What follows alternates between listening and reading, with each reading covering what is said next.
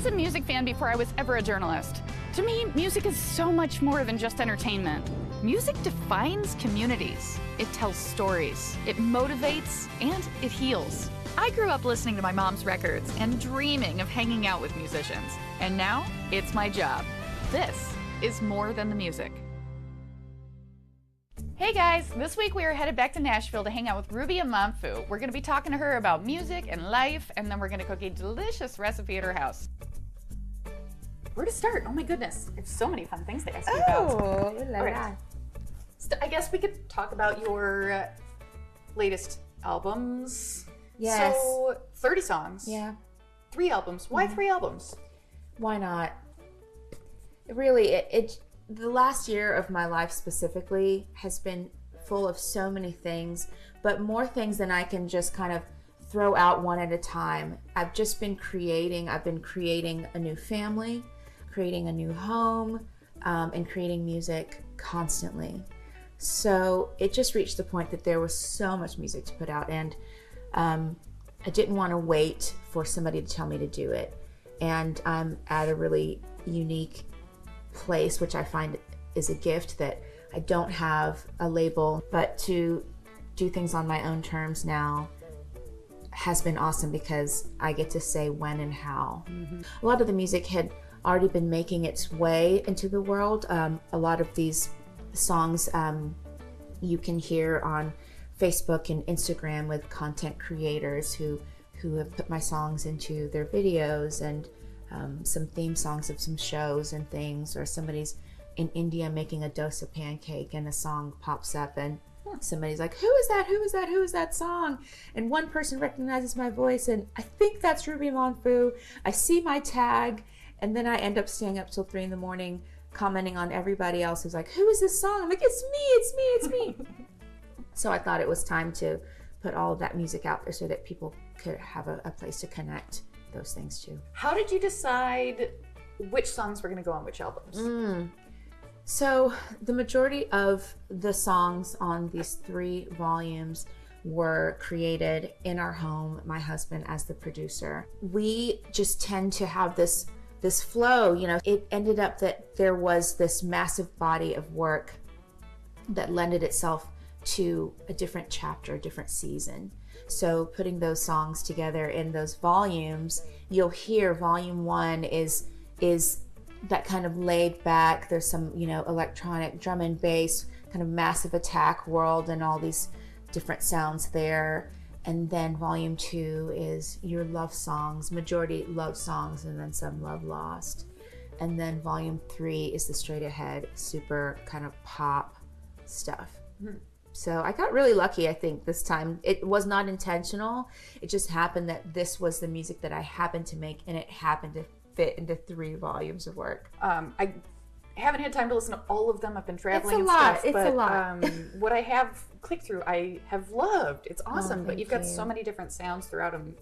Had I been with, you know, a company who said, oh, you have to be just this one thing. But I'm not just this one thing. I've never been just this one thing as long as my career has been. I've always been all the things. And sometimes, you know, I find that can kind of hold up a label entity that says, no, you have to fit into this box on this shelf and in this lane and on this playlist. So it's been so rewarding and so freeing to be that bird and get to fly wherever I want. More with Ruby after this. Welcome back to More Than the Music. Okay, so you're born in Ghana. Yeah. You came to Nashville when you were real little. Yeah. So I imagine your sister. Yes. And you. Yes, and my brother, Okay. who does exist. Oh, good. See, I just know of your sister because Yes. of the cheese. I follow your socials. So Oh, I'm good. like, Yeah. And she just started this new cheese, and it's fromage, etc. Right? It's fromage etc. So not just cheese, but so we both have the passion for feeding people. So all of this talk about food. What is your all-time favorite food? Wow. You know, my all-time favorite food is probably more of a genre as opposed to an item, but I really love French food. French food, for me, being from West Africa, there's a lot of French influence in a lot of West Africa, even though Ghana itself was a British colony. but everywhere else around is French. So French food has always been something that when I went to France for the first time and tried the food, it was something that was familiar to me, that I didn't put the links together until then. And then also then going to New Orleans for the first time, or Louisiana, and knowing the French influence there, and also knowing the very real West African influence. And that's that cross culture, you know, the gumbo and the fried okra and all of these things that were brought here, you know, by my ancestors. So I definitely have a leaning in there, and I love butter. Yeah, I was gonna say butter. I love butter. Makes everything better. Yeah, it does. Yeah, the more butter, the better. Yeah. Wine and butter, really. Together. Yeah. In reductions and Oh, sauces. Yes. Yeah. It's the best. I signed up for HelloFresh, and it's taught me that basically you can put wine and butter or sour cream and lime together, and it makes anything better. Wow. It's amazing. I've never done the sour cream and lime combo. I never would have thought of it. Yeah. I just think like citrus and dairy. I don't know, Yeah. but it's good. Oh, nice. That's the thing. I rarely use recipes. It's so hard for me because I'm such a mad scientist. I mean, just the way that I function is spontaneity. And so that's how it is in cooking very much. And that's how it is in the music that I make. That's why it's all over the map. It's because I'm just whatever the energy, whatever's inspiring me at the moment it's going to happen. It's going to end up on a plate. It's going to end up in a song. I love it. Yeah. It's awesome. You've got the girls just wanna. I always want to say girls just want to have fun, but Yeah, girls just wanna. We want to do whatever we want to do. Girls just wanna. Indeed. Yeah. And that's Brandi Carlile. Yes. It's Amanda Shires, I believe. Sheryl Crow. Yeah. That'll be so amazing. I wanted to go, but it's sold out. Yeah, it sells out so quick. Yeah. It sells out even before it's even to the public almost. Yeah, by the time I heard about it, it was sold out. Yeah. So. It's a great time. So next year, like 6 months before, get on it. It's worth it. I will try. Yeah. Can you talk to me about your involvement with that and how that came about? Yeah. So in 2015, I had a record that I put out, and it was the first time I'd released music that I had not written myself. It was just something that I felt that I needed to do. And so the album was called Standing Still, and that's a specific line in a Bob Dylan song, Not Dark Yet. And another song that I chose to record was Shadow on the Wall, that Brandi and Tim Hanseroth wrote. And my executive producers and management at the time, they were on a plane with Brandi and Tim and Phil, and they had the mixes, not even mastered. They just had the mixes, and they said, we're going to play Shadow on the Wall for them, or we're going to take it to them and say, here, plug this into your headphones and listen to this. So the first time Brandi and the twins heard Shadow on the Wall was on the plane. And they loved it. And the next thing I knew, when the music came out, Brandi was posting about it and sharing about it. And it was just the coolest thing that any artist had ever done, you know.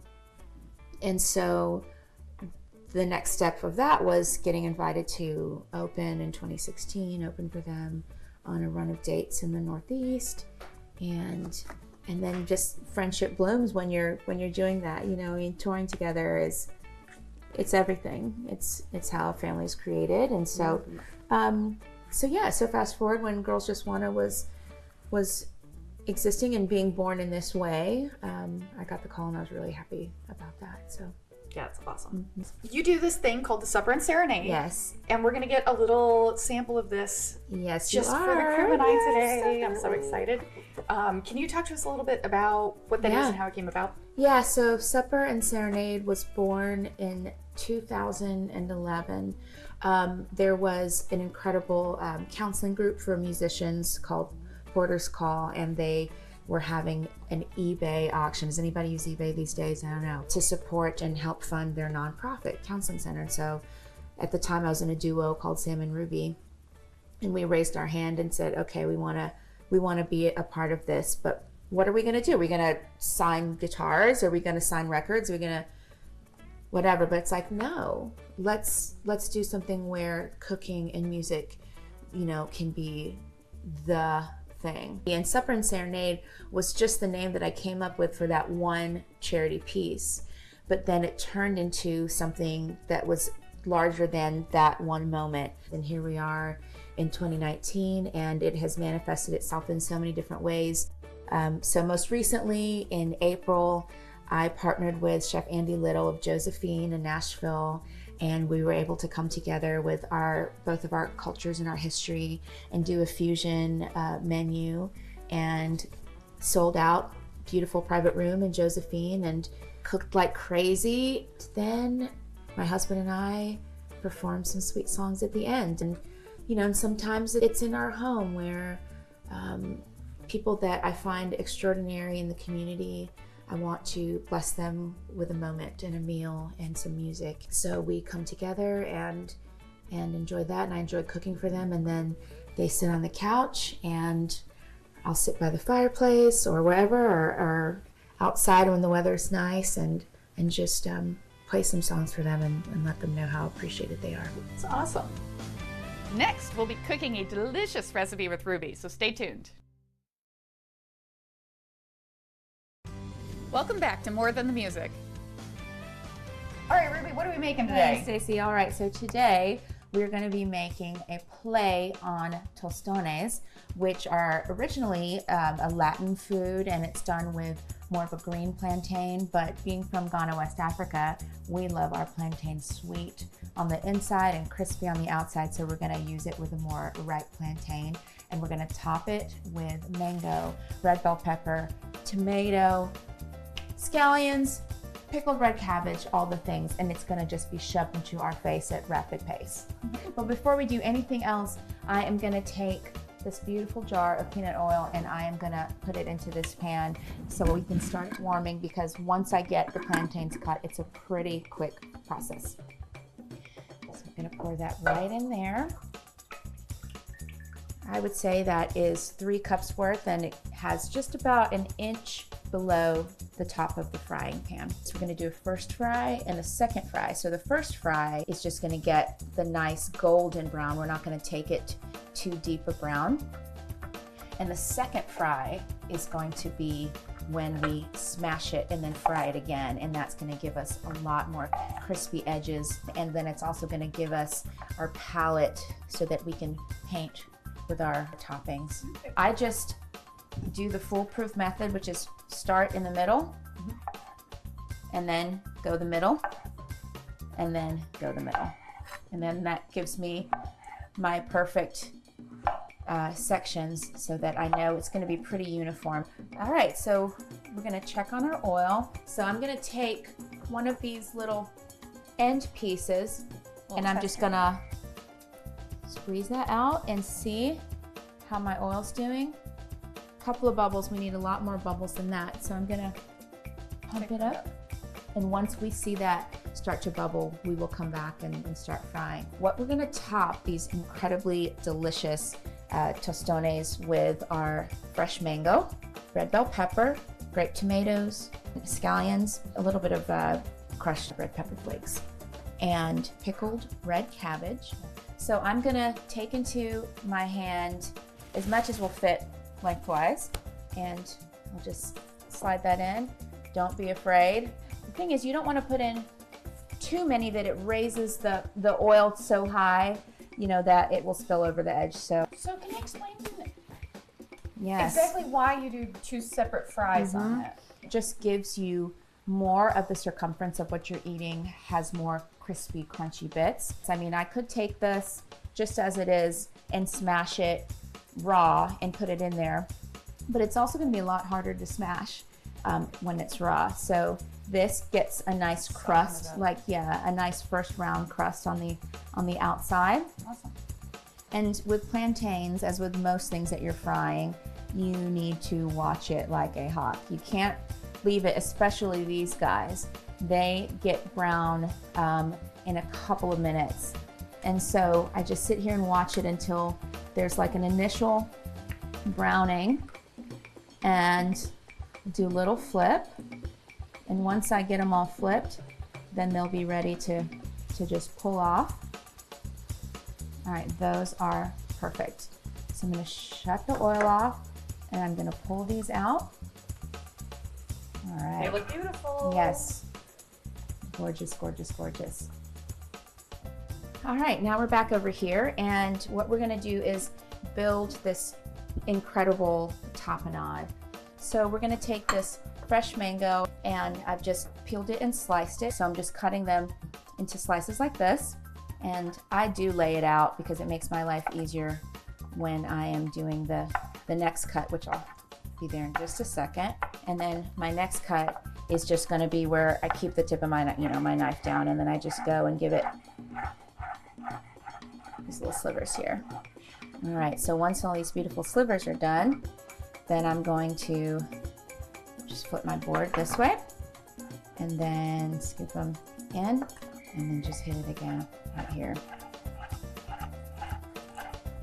Oh, I love mango so much. Me too. Okay, so we've got this, and I already have some mango prepared here, so I'm gonna add this to that. I love pickling things, and cabbage is something that as of late I've started to do. I just want, a couple of little handfuls of that, and there's no rhyme or reason. I'm just gonna do kind of a rough chop on that. All right, so take this bowl, and now I'm gonna put everything inside, and we will begin to build this beauty. If you can put these tomatoes right in there. Sure. Put almost all of that mango right in there. Just take a few handfuls of the red bell pepper.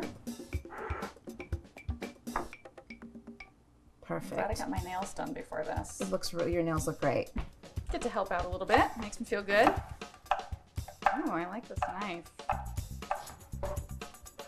And they're gonna roll everywhere because that's life. All right, so that is that. And let's just roll that bad boy. We need the juice of 2 limes because that's gonna be most of the additional flavor. I'm gonna get 2 handfuls of kosher salt. Sorry. All right, so that's done. So what we're gonna do is, if you can just give that a stir, just stir it up. Boom, boom, boom, boom, boom, boom, boom, boom, boom, boom. It's just an easy smash. It's a good squish, yeah. Right? And just helps keep it level. And once we've smashed, then we're gonna go back into the oil. All these openings where all the crispiness is gonna really come in. Yeah, that double fry is making sense to me now. Yes, definitely. And this second fry will be a lot quicker than the first. You see all of the new little crevices and nooks and crannies for crispiness to occur. Oh, it's my favorite thing. I think that oil looks really, really good. So let's bring these over here and see what we're working with. This is gonna be a lot easier to slide these down. Go swimming, go swimming, go swimming, yay! Oh, it's beautiful. Oh, they're so beautiful. My favorite thing is watching them rise to the top like that. It's like little matzo balls. Because yeah, it's getting less moisture, and that air is taking it over, so that once it gets to the point where it's got enough air in it, then you know that's when it's going to be crispy, crunchy. Awesome. And go swimming. Just keep swimming. Just keep swimming. Okay, sorry.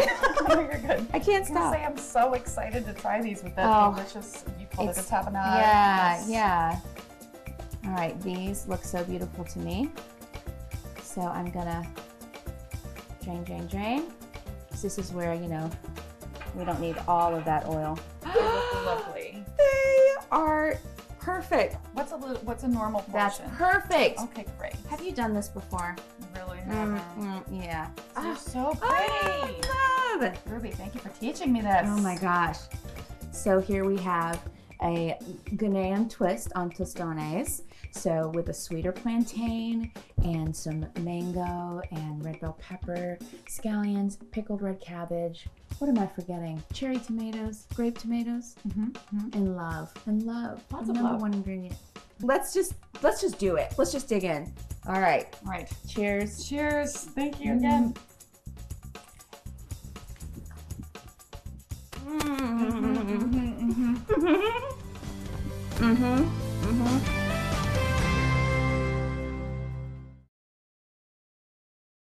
I had so much fun hanging out with Ruby and cooking and everything. I hope that we get to do more of these cooking segments. You guys tell us on Facebook if you enjoyed it so we know that we can do it. We'll see y'all next week.